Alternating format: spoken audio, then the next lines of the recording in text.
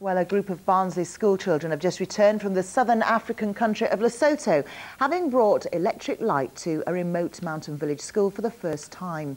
Pupils at Royston High in Barnsley were so moved by the poverty that they started an appeal to raise money to give solar and wind power to the school. Sam Witchelow has been to meet some of them.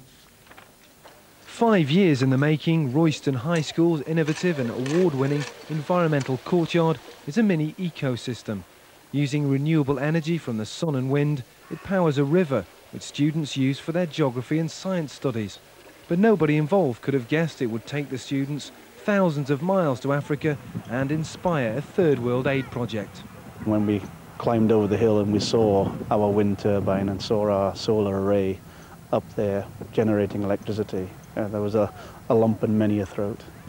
Teacher Ken Dunn had been to the remote mountain village of Malealea and vowed to return.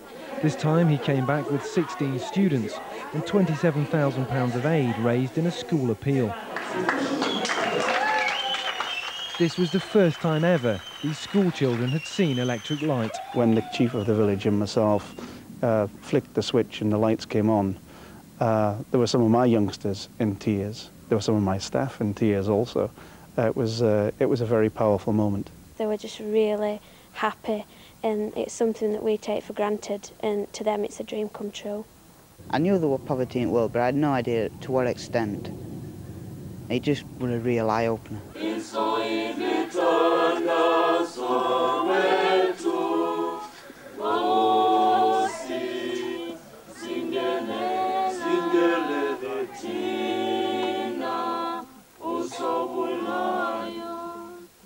Whilst there, the students worked alongside villagers on a number of environmental projects, including dam building and tree planting.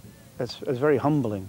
The world leaders apparently don't seem to be doing anything to make any meaningful progress in Africa, and here we've got 16 youngsters in Royston raising monies and actually going and doing something